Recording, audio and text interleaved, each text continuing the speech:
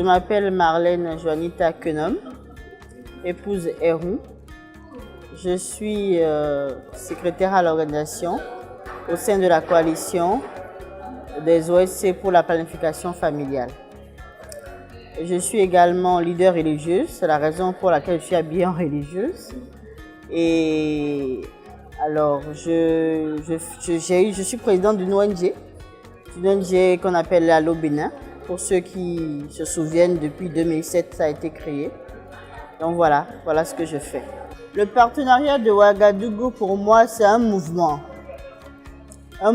multisectoriel qui inclut les leaders religieux, les jeunes, les ministères, les ambassades, en fait tout le monde se retrouve dedans parce que je mets tout le monde ensemble parce que nous sommes à la fois partenaires et nous allons vers la même cible.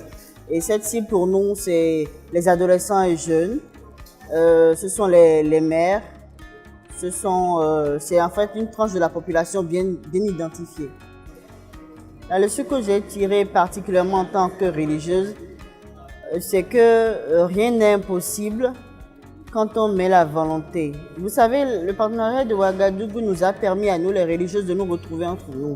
Ce qu'auparavant, ce n'était pas possible de faire. Alors, on a les traditionalistes, on a les musulmans, on a l'église chrétienne céleste, on a les protestants, les évangélistes. Donc, autour d'une table, nous asseyons pour décider de l'avenir de nos fidèles. Donc, c'est forcément intéressant.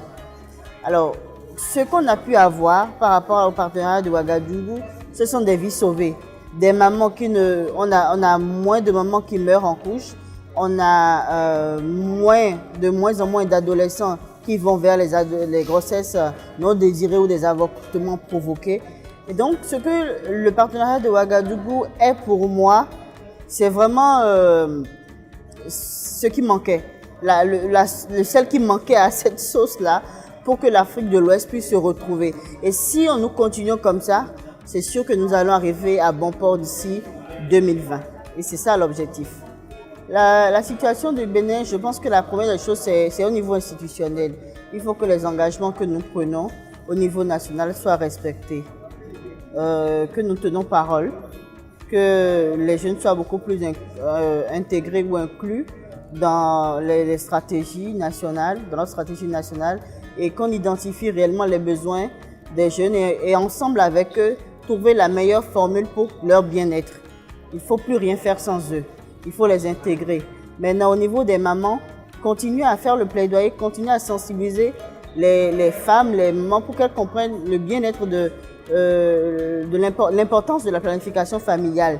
Et surtout, pas pour limiter les naissances, mais surtout pour les espacer. Et donc, je reviens encore à la jeunesse pour dire que la meilleure planification familiale, c'est d'abord l'abstinence. Et si l'abstinence n'est pas possible, il faut se rapprocher d'un centre de santé pour recevoir les conseils ou des centres de jeunes pour recevoir les conseils qu'il faut. Se rapprocher des papas, des mamans, des gens qui peuvent vous écouter et vous donner de bons conseils. Tous les éléments, les personnes qui sont au niveau de la nation, c'est-à-dire les autorités, les agents de santé, les parents, nous devons vous encadrer, vous les jeunes, pour que vous puissiez faire le bon choix parce qu'il y va de votre intérêt, de votre vie et de la vie de la nation. Le partenariat de Ouagadougou sera encore plus fort si et seulement si, je reprécise, les États respectent leurs engagements. Première chose. L'autre chose, c'est d'inclure réellement les jeunes pour qu'ils soient non seulement, ne soient plus la cible, mais plutôt des acteurs, des partenaires. Et maintenant, au niveau des religieux, pour que cela puisse vraiment porter, les religieux doivent avoir une seule voix.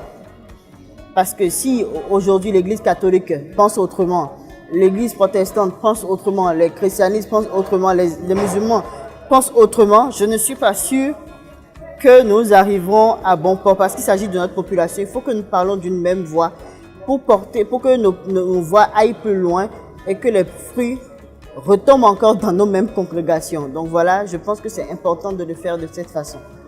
Ce que j'ai à partager du partenariat de Ouagadougou, c'est l'image d'une femme impressionnante, a un charisme vraiment fort qui a pu, à elle seule et à tout son staff, réunir toute l'Afrique de l'Ouest à un endroit au point où nous en sommes. Et elle a su montrer ce leadership qu'on rencontre très peu maintenant chez nous, chez les femmes. Et cela a été possible parce qu'elle a été à l'école. C'est parce qu'elle a eu un bon mari ou un foyer stable. Et c'est bien évidemment parce qu'elle a été bien éduquée. Si nous souhaitons en arriver là pour nos enfants, je parlerai notamment de Madame Fatimata Sy, qui est en fait l'icône de la PF. Quand on parle de PF en Afrique de l'Ouest, moi c'est son image, c'est son visage que je vois automatiquement. Donc du coup, si nous voulons que nos enfants soient des leaders demain, il nous faut leur assurer une bonne éducation, un bon encadrement, une vie parfaite, sans problème de santé sexuelle, sans problème d'avortement, sans problème de grossesse non désirée, pour qu'ils aillent à bon port et servir les générations à venir. Donc franchement, je pense que le partenariat de Ouagadougou, moi personnellement, m'a donné énormément de choses. Il y a des choses qu'on n'apprend pas à l'école.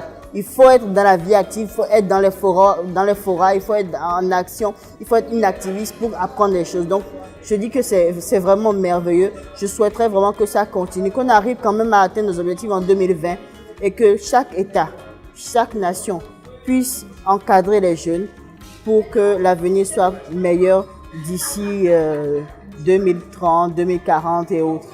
Voilà.